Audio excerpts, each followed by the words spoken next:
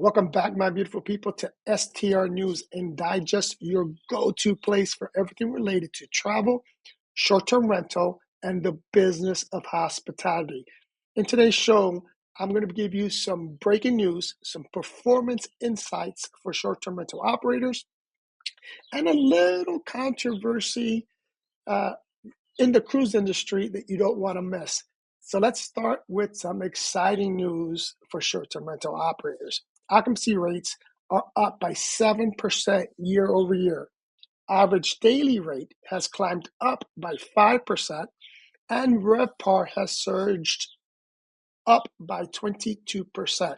Now, this is good news, but it's good news for right now. And these numbers come alongside a massive 27% drop in active listings. Fewer hosts are in the game, which means less competition and more sustainable income for you, and again, for right now. Now, I'm going to dive deep into these numbers and what they really mean for your pricing and growth strategies in my next episode. So make sure you're subscribed to this channel. And having said that, hit that like button. Share this video. If you have a friend or family member or someone that's interested in the travel industry or is about to travel or is in the short-term rental game, share this so they can get some information, and hopefully you'll subscribe to this channel and stay abreast of what's happening in the travel world. Now, if you're flying on Delta out of Atlanta, recently you had some issues. A ground stoppage was ordered by the FAA. Now, when the FAA was questioned, the FAA stated that the ground stoppage came as a request of Delta, and at the time that they were questioned, there was really no, they didn't have an answer as to why. But in addition to that, in Newark, Newark also had a lot of issues. They had radar screens that went dark due to telecommunication issues, creating delays in Newark, and in London. They had some major issues. In total, there was about 10,000 passengers that got stuck. Now, in recent weeks, I've talked about the travel issues that the airline industry has had. Some of it as a result of the actual industry itself, and some of it due to other causes. Like I mentioned in the last STR news, Spain, Portugal, and southern France all saw I think it was a 6 to 8 hour outage throughout the nation. Now, that outage caused everything to stop. In addition, I talked about in Spain where some thieves stole some wiring for the trains, which caused the trains to stop, again, causing massive issues for travelers in Spain. And the point here is you need to stay abreast. One of the best channels to stay abreast of what's happening throughout the world is this channel. So again, don't forget to subscribe.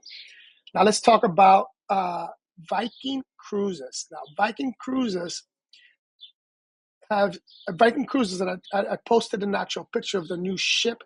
They have released a new ship that's was debuted this month, and it debuted in the Nile River. And if you're not familiar with Viking cruises, they're a luxury brand. They usually cruise along rivers, and the experience is really second to none. If you've never been on a river cruise, highly recommend you do that. Check it off your bucket list. It may not be for everyone, but it is a true first-class experience. Now, those of you also sticking to cruises, those of you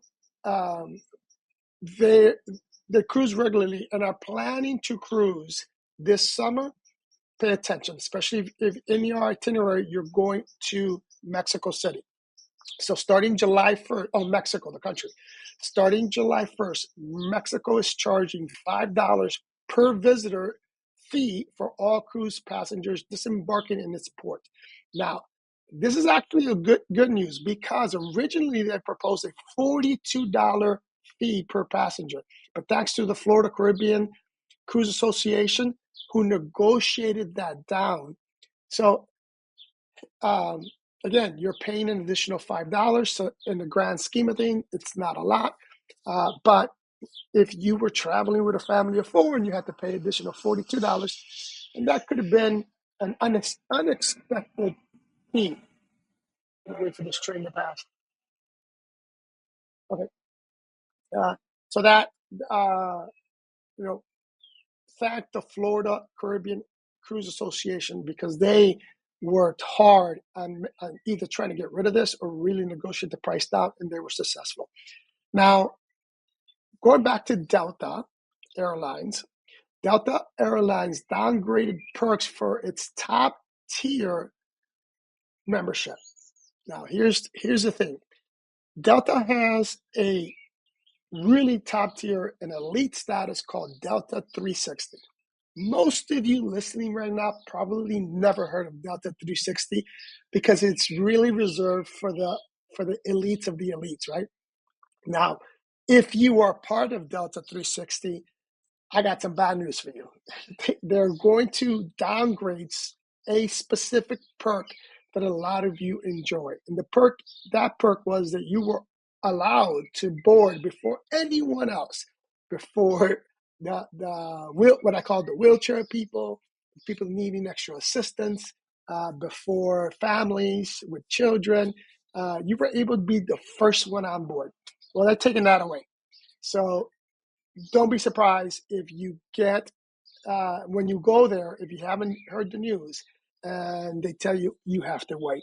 Now, don't blame the gate attendant because the gate attendant has nothing to do with this change. And you know, a lot of people get into arguments with gate attendants over policies and procedures. And I talked about this on another video.